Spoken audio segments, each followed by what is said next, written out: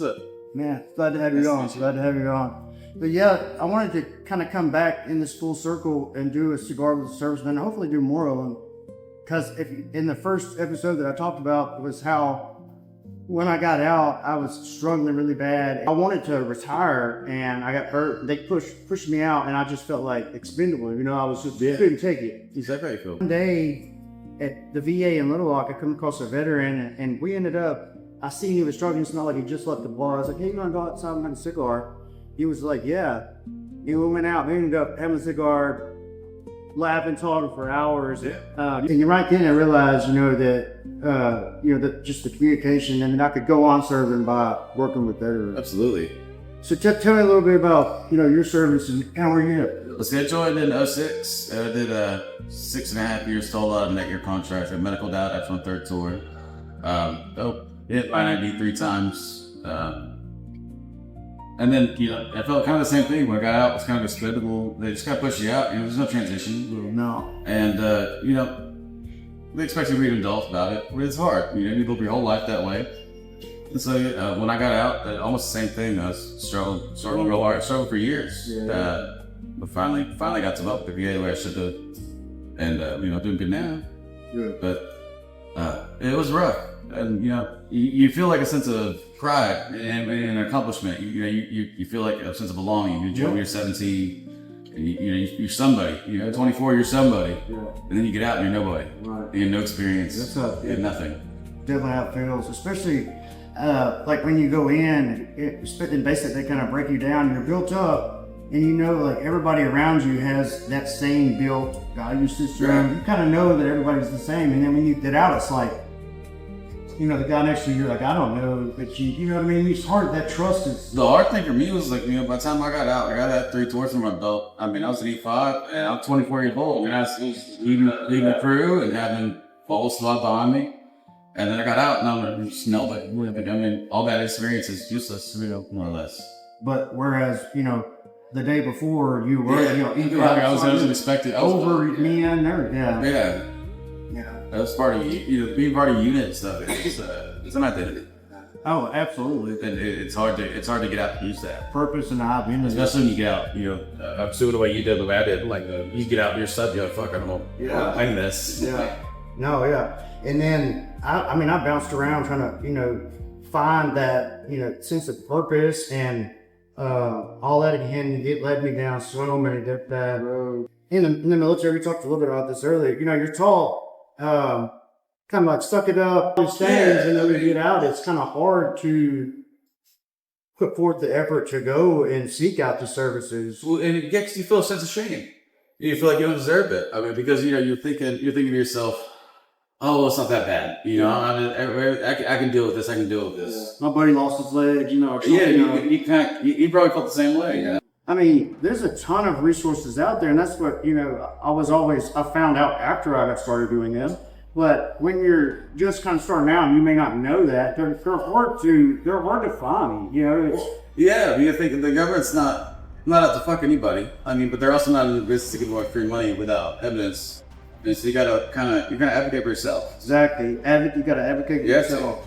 And that's, taking that perception, like I talked about, that drive that I had and learning to be able to do that, it was kind of a long road to get there. It's a hard thing to do. You get to suck up your pride a little bit, you got to readjust your pride. Yeah. You can have pride now when you do, but you got to readjust yourself, not to not have pride and to go, but just to say, look, I do need help. Exactly. And it's not a bad thing to say I need help. No, it's definitely not. It's actually, and I've come to learn. It takes more. Yeah, it does take more. I mean, being able to realize that, hey, for me to be better for myself, do better for my family, I need some work. I need some work, and then invest in that work. Whether you need to get feedback, go to counseling, therapy, the VA. Yeah. To me, it takes more to do that, and it does to sit there. Sometimes, I say that, but I've also isolated myself for 2 years, at a time until I realized that. It's hard. It's just the weirdest thing. You don't want to.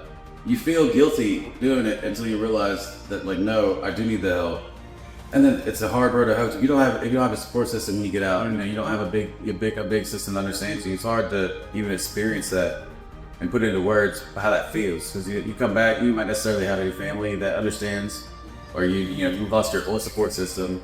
We try to say, well, you want to have pride in yourself and say, I'm proud of this. And part of that is, I don't feel like I want to go to the doctor. I don't feel like I need help. But you don't realize that we're going so long in that struggle. If it was in that mode of this military mode. Right. And what would you say some of the defining moments or light bulb moments or resources that just really was an eye opener that pushed you in the direction? For me it was my temper, and I never had a temper. I never fought, and it's the way I used to talk to my soldiers and the way I talk to other people is not the same. Yeah. And that was a big eye opener for me. It was a hard transition because I want to be able to just no, dumbass. Yeah. But you can't do that. People don't understand. And for me, it was I had my daughter, and I found myself getting angry about things I shouldn't. And I was like, I need help. I need some kind of relief here because my daughter is beautiful and does not deserve this, and I'm not a good enough father because of this. Yeah, I want to be better, and that's pushed me to go to the VA. That was the outdoor for me. I didn't notice until I had my kid. Yeah, and I was like, wait a minute, how about that? You get angry. I'm talking to my wife like crap.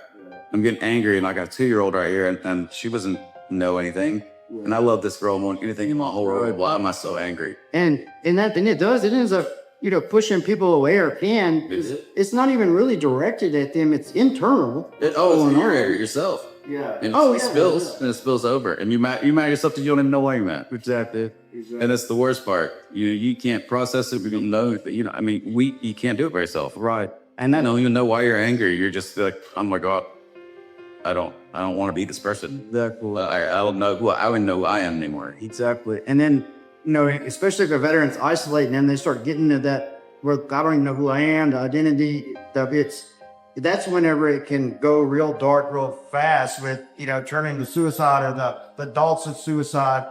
And that's really why I wanted to start Stars and Stripes and be able to kind of run back into the fire as veterans. There's groups out there, obviously, that they don't better. It's so kind of like cookie cutter, or you have to, all this red tape to get the help. So I want to start something to be able to help in a way that I know will work, and I can relate and reach out and just relate with the veteran. Well, that's very admirable because honestly, the best people to help veterans are veterans. Yeah.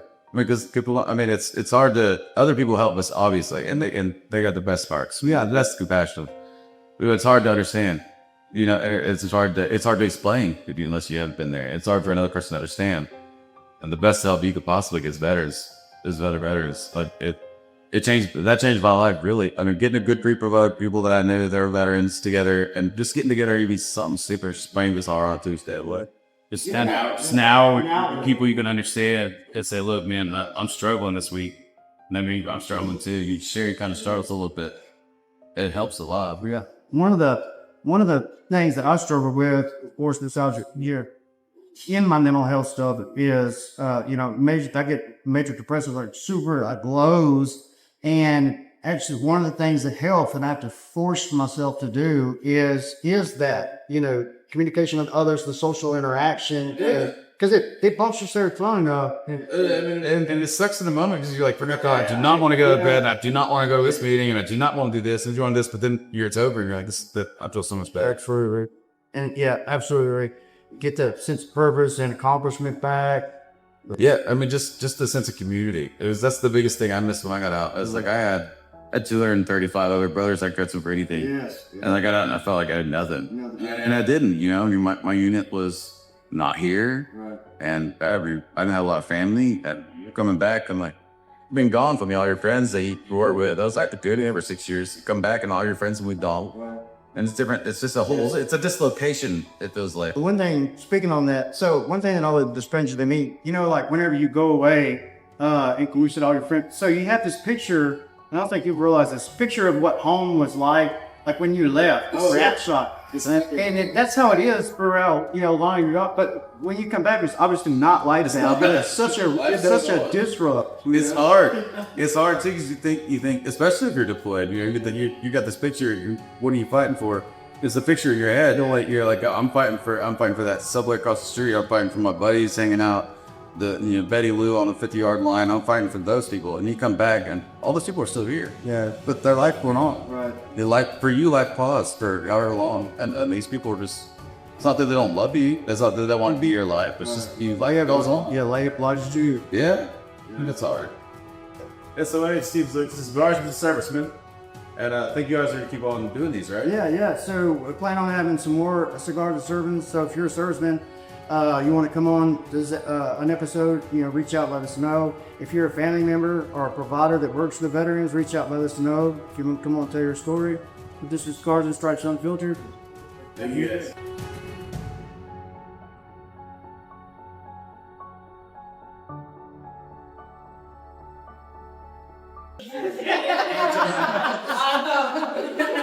The crazy part is they'll be dead silent in here for like That's hours. crazy. As soon as you want to have a conversation.